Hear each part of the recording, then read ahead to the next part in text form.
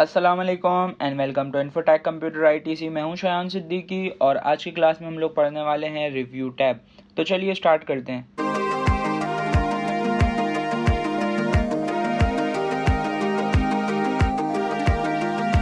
ठीक है, तो सबसे पहले हम आ जाते हैं यहाँ से रिव्यू टैब में।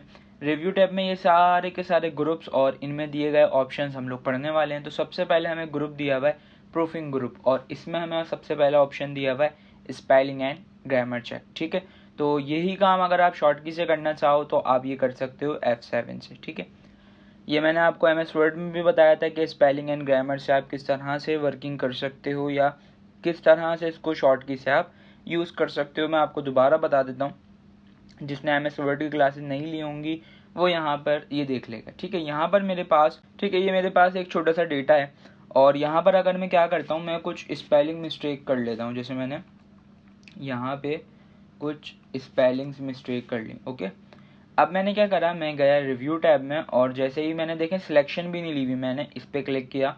जो मुझसे कह रहा है कि भाई आप करना चाहते हो अप्लाई, मैंने कहा यस। यस करने के बाद देखें सबसे पहले कह रहा है कि भाई नरेशन की स्पेलिंग जो होती है वो होती है ये।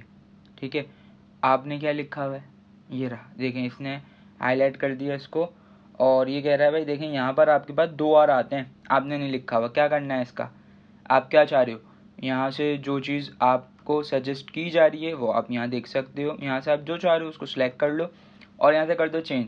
या आप चाह रहे हो नहीं भाई मैंने जो लिखा है वो बिल्कुल ठीक है, उसकी स्पेलिंग सेट है बिल्कुल, तो आप क्या करवा दोगे यहाँ से इग्नोर। मैंने कहा हाँ चेंज कर दो।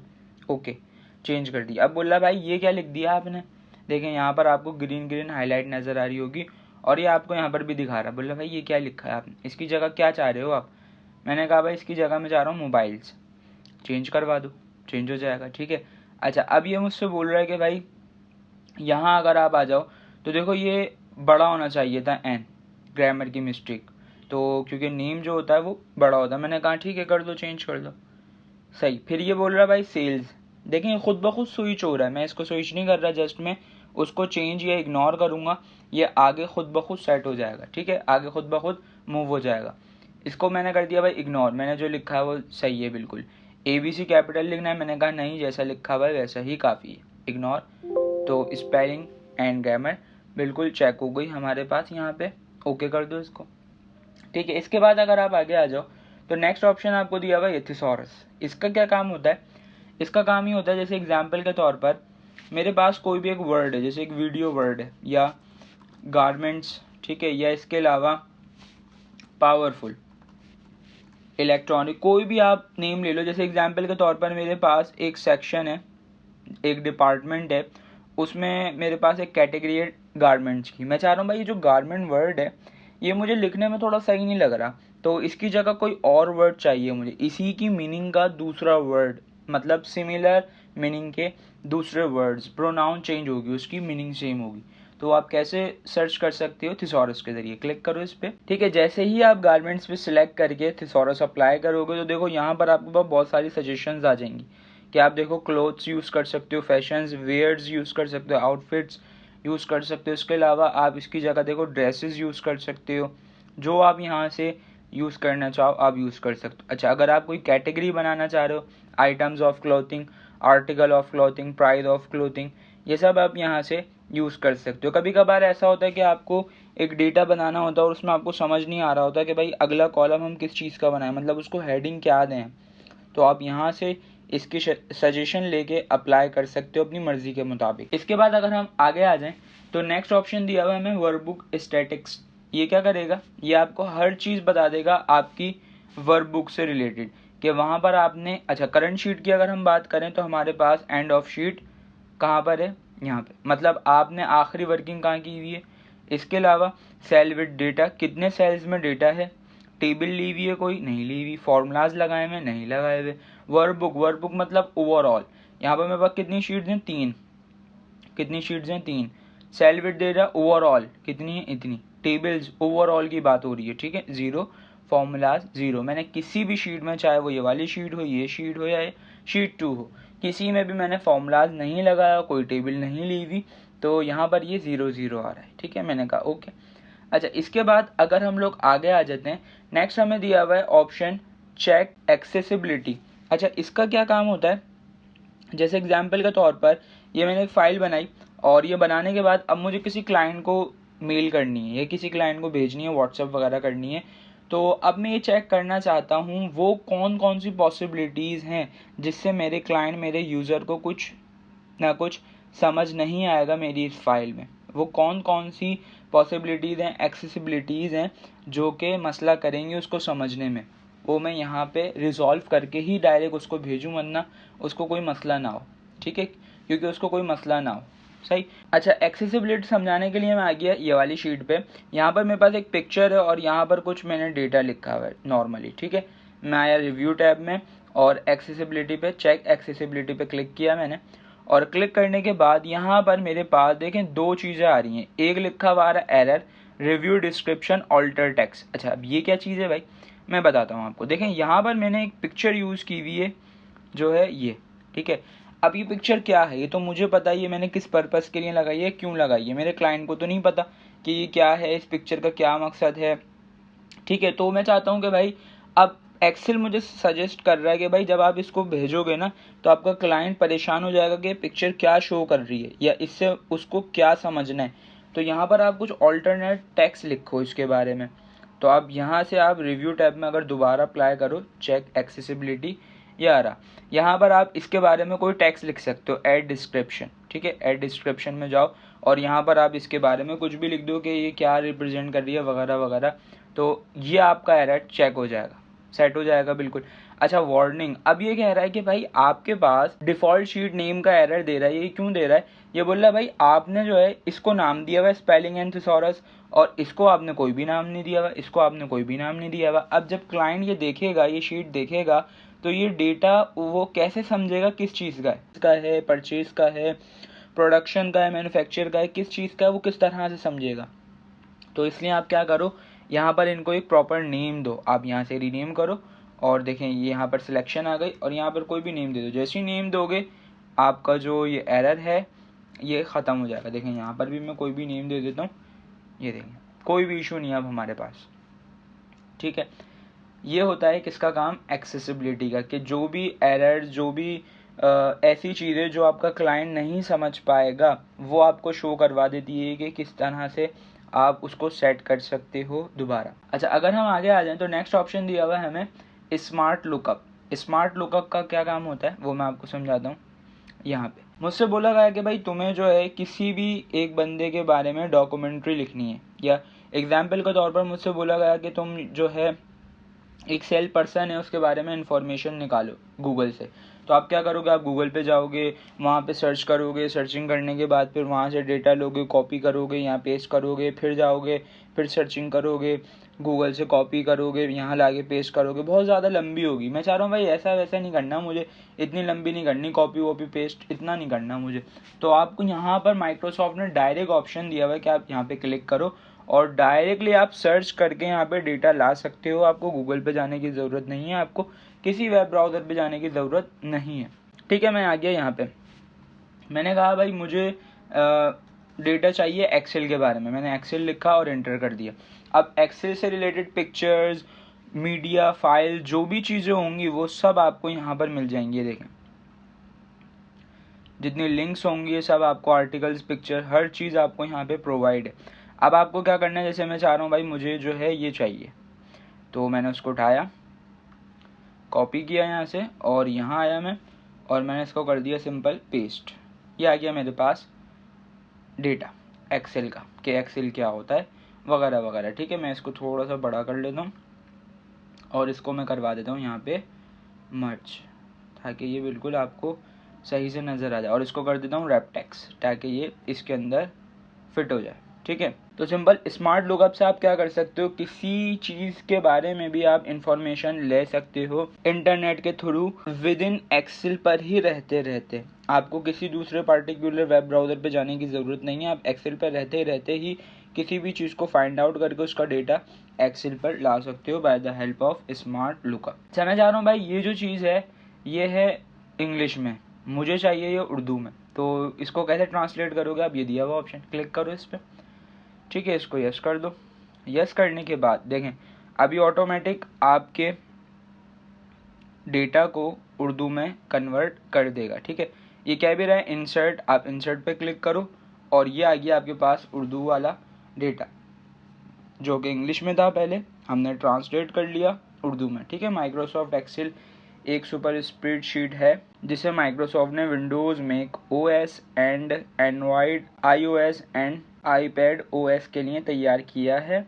इसमें हिसाब या हिसाब की सलाहियतों, ग्राफिक टूल्स वगैरह वगैरह पे काम होता है। ठीक है, तो इस तरह से आप किसी भी इंग्लिश को उर्दू में, मतलब किसी भी लैंग्वेज को किसी भी लैंग्वेज में कन्वर्ट कर सकते हो by the help of language group में ट्रांसलेशन ऑप्शन या ट्रांसलेट। ठीक है, आगे अगर हम आ जाएं तो नेक्स्ट ग्रुप दिया हुआ है कमेंट्स। अब कमेंट्स का यहाँ पर हम किस तरह से यूज़ कर सकते हैं, जैसे एग्जांपल के तौर पर मैंने दूसरी शीट ले ली और इसको मैं थोड़ा सा जूम कर लेता हूँ। यहाँ पर मेरे पास 3 नेम्स लिखे हैं, अहमद, एक्सेल और कराची।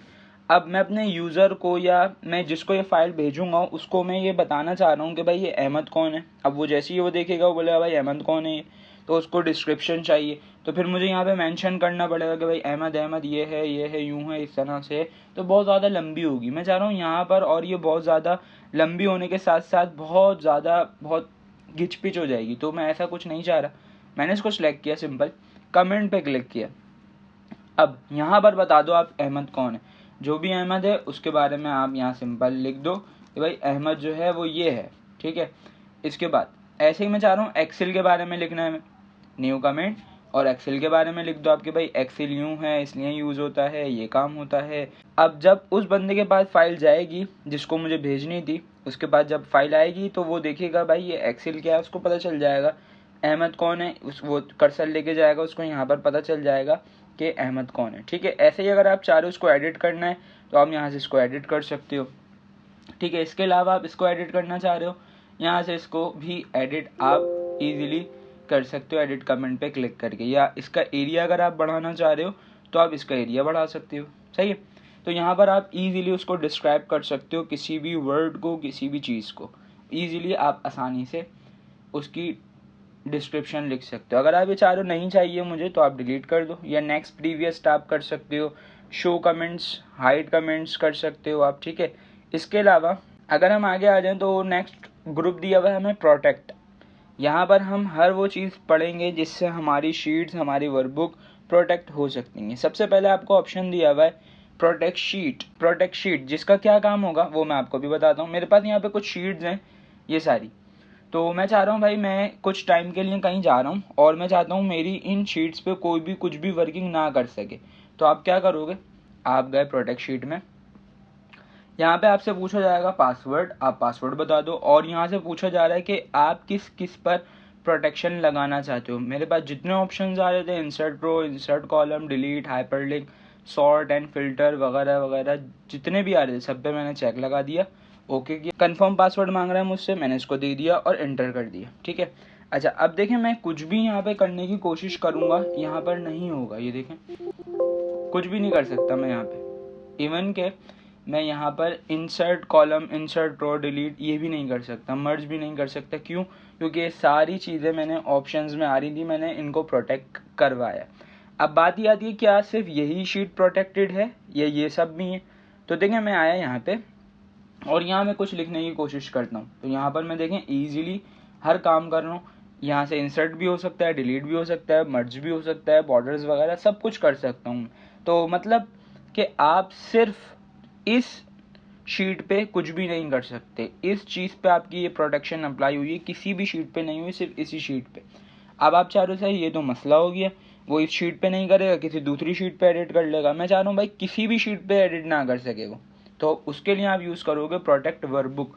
आपकी पूरी की पूरी वर्कबुक जो है प्रोटेक्ट हो जाएगी, चाहे उसमें 10 शीट्स हों, 15 शीट्स हों, जितनी भी शीट्स हों, किसी में भी कुछ भी नहीं कर सकेगा।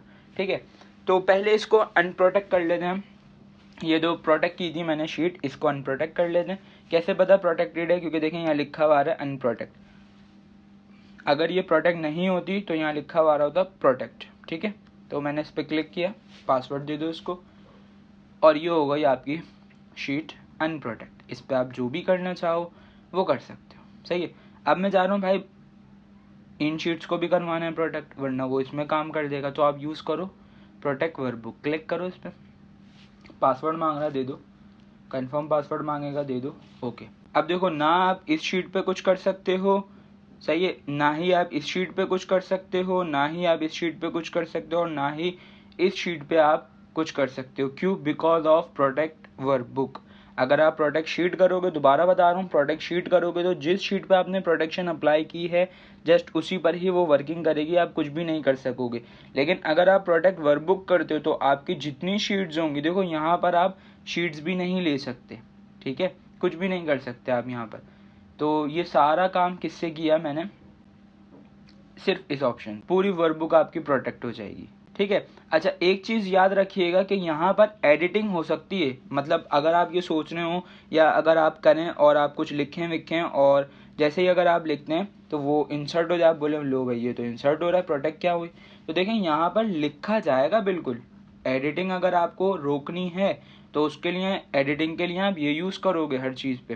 तो इसका क्या काम है, इसको क्यों किया हमने? इसका ये काम है, देखो ये न्यू शीट्स नहीं ले सकते आप, या अगर आप कोई शीट डिलीट करना चाह रहे हो, मैंने कहा इसको डिलीट करवाओ, नहीं कर सकते डिलीट। आप रीनेम करना है इसको, नहीं कर सकते आप। ये देखो जैसे ही मैंने उस पर डबल क्लिक किया रीनेम करने के लिए, बोल रहा है workbook is protected and can not be changes, आप कुछ नहीं कर सकते। इसको अगर आप मूव भी करवाओगे, देखो नहीं होगी मूव, ठीक है। अगर मैं ये ख़त्म करता हूँ फिर ये सारी चीज़ें मैं आपको करके दिखाता हूँ। ये देखिए ख़त्म कर दिया मैंने, डबल क्लिक करोगे नाम एडिट कर सकते हो, यहाँ से आप दूसरी शीट ले सकते हो और इनको ईजिली उठा के आगे पीछे भी मूव कर सकते हो। तो मतलब अगर आप न्यू शीट लेना चाहते हो, रीनेम करना चाहते हो, डिलीट इंसर्ट करना चाहते हो, ये सारी चीज़ें आप नहीं कर सकते प्रोटेक्ट वर्कबुक में। अगर आप चाह रहे हो एडिटिंग को प्रोटेक्ट करना है तो फिर आपको ये वाला ऑप्शन यूज़ करना पड़ेगा प्रोटेक्ट शीट का, ठीक है। इसके अलावा नेक्स्ट ऑप्शन दिया हुआ है हमें यहाँ पे, allow user to edit range. ये ऑप्शन जो है वो बहुत ज़्यादा यूज़फुल है और इम्पोर्टेंट है। अगर आप किसी भी कंपनी में, ऑर्गेनाइजेशन में ऑफिस वर्किंग करते हो, आपके बहुत काम आने वाला है एक्सेल पे ये, ठीक है। तो इसको देखते हैं इसका क्या काम है। मैंने कहा भाई ये जो एरिया है, इस एरिया का पासवर्ड मैं रखना चाहता हूँ अलग, ठीक है। और जितनी भी शीट है मेरी, मतलब जितने भी ये 10,48,500 जितनी भी रॉज हैं, इन सब का मैं पासवर्ड रखना चाहता हूँ अलग। तो मैंने क्या करा, सिलेक्ट किया इसको, allow user to edit range पे क्लिक किया, ठीक है। इसके बाद मैंने किया इसको न्यू, नाम पूछ रहा है, अगर आप जो भी नाम देना चाहते हो दे दो, रेंज का नेम ऑलरेडी मैंने सिलेक्शन ली हुई है, नहीं तो आप यहाँ से इस तरह से सिलेक्शन ले सकते हो, मैंने ऑलरेडी ली हुई है, ठीक है। इसका पासवर्ड मैंने कहा इसका पासवर्ड होगा ये, ओके, कंफर्म पासवर्ड होगा ये, ओके कर दिया मैंने। अच्छा, अब मुझसे बोला जा रहा है कि प्रोटेक्ट शीट, ये कौन प्रोटेक्ट शीट है? ये वही प्रोटेक्ट शीट है जो अभी हम यहाँ पर पढ़कर आए थे। देखिए यहाँ पर लिखा हुआ भी आ रहा है प्रोटेक्ट शीट। जब ये प्रोटेक्ट हो जाएगी तो क्या लिखा हुआ आएगा? अनप्रोटेक्ट। देखिएगा अभी क्या होता है। प्रोटेक्ट शीट, पासवर्ड, अगर आप चाह रहे हो सब पे चेक लगाना लगा दो, नहीं लगाना तो कोई इशू वाली बात नहीं, ठीक है। अब देखें क्या होगा, ये देखें लिखा हुआ आ गया अनप्रोटेक्ट, और ये अभी ऑप्शन हाईलाइट नहीं हो रहा क्योंकि ये अप्लाई हुआ है। देखो यहाँ कुछ मैं लिखता हूँ, जैसे मैंने लिखा मुझसे बोल रहा है भाई अनप्रोटेक्ट शीट करो, फिर लिख सकते हो आप। लेकिन जैसे ही मैं इस एरिया में आता हूँ, मैं लिखने की कोशिश करता हूँ, मुझसे देखो पासवर्ड पूछ रहा है कि अगर इतने एरिया के अंदर लिखना है तो पासवर्ड बताओ।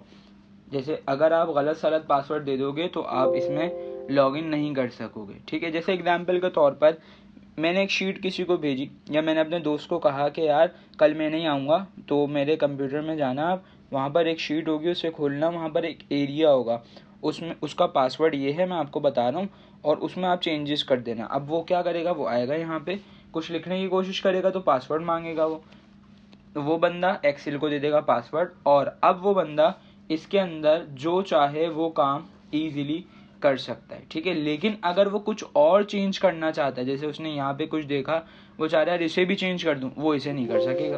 ये देखें, आप इस शीट के अंदर कहीं पर भी कुछ भी नहीं कर सकते सिवाय इस एरिया के, बिकॉज ऑफ दिस ऑप्शन, ठीक है। अच्छा, अब अगर आप चाह रहे हो सर इसको ख़त्म करना है तो आप सिंपल क्या करो, अनप्रोटेक्ट शीट पे क्लिक करो, ये पासवर्ड दे देगा, मतलब ये आपसे पासवर्ड मांगेगा, इसको आप पासवर्ड दे दो, ओके। अब जहां आप चाहो, जिधर चाहो, कहीं पर भी वर्किंग कर सकते हो आप इजीली, जहां पर भी आप चाहते हो, जो भी वर्किंग करना चाहते हो आप कर सकते हो इजीली, आप पे अब कोई रिस्ट्रिक्शन नहीं है, ठीक है। इसके बाद नेक्स्ट ऑप्शन दिया आपको शेयर वर्कबुक। शेयर वर्कबुक से क्या होता है कि आप अगर इस तरह से काम कर रहे हो कि ऑफिस में, क्योंकि ज़्यादातर ऑप्शन ये यूज़ होता है, इसका काम ये होता है कि अगर आपके पास बहुत सारे लैपटॉप्स हैं या कंप्यूटर्स हैं, क्योंकि वो अटैच हुए हुए होते हैं एक ही वायर से, लैन नेटवर्क से वो कनेक्ट हुए हुए होते हैं ताकि वो अपना डेटा शेयर कर सके एक पीसी से दूसरे पीसी में, ठीक है। तो आप वो ऑप्शन यूज़ कर सकते हो यहाँ पे डायरेक्ट रहते। अब अगर आपको किसी को डेटा शेयर करना होगा तो आप क्या करोगे, उसे यूएसबी में कॉपी करके लेके आओगे, फिर वो बंदा वो वर्किंग करेगा, वो दूसरी यूएसबी में किसी और के पास लेके जाएगा, फिर वो वर्किंग करेगा, वो दूसरी यूएसबी में किसी और के पास लेके जाएगा, या आप व्हाट्सअप करोगे उसे, वो एडिट करेगा, वो किसी और को व्हाट्सअप करेगा, इसमें बहुत लंबी होगी। तो यहाँ पर माइक्रोसॉफ्ट ने एक ऑप्शन दिया हुआ है कि अगर आप ऑफिस वर्किंग करते हो और आप अपने वर्कबुक को, अपने डॉक्यूमेंट को शेयर करना चाहते हो तो आप इस ऑप्शन के ज़रिए शेयर कर सकते हो by the help of LAN network, ठीक है। इसके बाद नेक्स्ट ऑप्शन दिया हुआ है आपको ये इंकिंग। इसका काम क्या होता है कि आपके पास अगर जैसे बहुत सारे लैपटॉप्स या कंप्यूटर्स या डिवाइसेस ऐसी होती हैं जिनमें आपको एक पेन मिलता है टच स्क्रीन पे वर्किंग करने के लिए, तो अगर आपके पास वो है तो आप वो यहाँ से वर्क कर सकते हो। जैसे पेन में ब्रश मिलता है ना आपको, आप ब्रशिंग कर सकते हो, तो ऐसे ही यहाँ पर आपको ये स्टार्ट इंकिंग दिया जाता है। अगर आप उस पेन का वर्क करना चाहो कुछ भी तो आप यहाँ पे उसको यूज़ कर सकते हो। अभी ये मेरे पास अप्लाई नहीं होगा क्योंकि मेरे पास वो डिवाइस नहीं है टच वाली, या मेरे पास पेन नहीं है, तो इसलिए मैं अगर मैं इस पर क्लिक भी करता हूँ तो कुछ भी मुझे देखने को नहीं मिलेगा। तो उम्मीद करता हूँ आज की क्लास आपको समझ आ गई होगी। आज हम लोगों ने रिव्यू टैब पढ़ी, उसमें जितने ग्रुप से proofing, accessibility, insights, language, comments, protect और इंकिंग, ये सारे ग्रुप्स और इनके अंदर जितने भी ऑप्शंस थे वो सारे के सारे ऑप्शंस हमने आज कवर कर लिए। तो उम्मीद करता हूँ आज की वीडियो आपको समझ आ गई होगी, और समझ आ गई हो तो इसकी प्रैक्टिस लाजमी कीजिएगा क्योंकि बहुत ज़्यादा इंपॉर्टेंट चीज़ें हैं जो डॉक्यूमेंट्स क्रिएट करने में, जो ऑफिस वर्किंग में ज़्यादातर यूज़ होती हैं। और अगर आज की वीडियो से आप हमें ज्वाइन कर रहे हैं तो आप प्लेलिस्ट में जाके इसका पूरा कोर्स देख सकते हैं। सीक्वेंस वाइज क्लासेस आपको मिल जाएंगी जिनको आप देख के, पढ़ के, सीख के, समझ के अपने आप को ग्रो कर सकते हैं। तो आज के लिए इतना ही, मिलते हैं नेक्स्ट वीडियो में नए टॉपिक के साथ, नई क्लास के साथ, नई शॉर्ट कीज के साथ, नए असाइनमेंट के साथ, नई शीट के साथ। जब तक के लिए अपना बहुत सारा ख्याल रखिएगा, अपने चैनल का ख्याल रखिएगा। मुझे दीजिए इजाज़त। अल्लाह हाफिज़।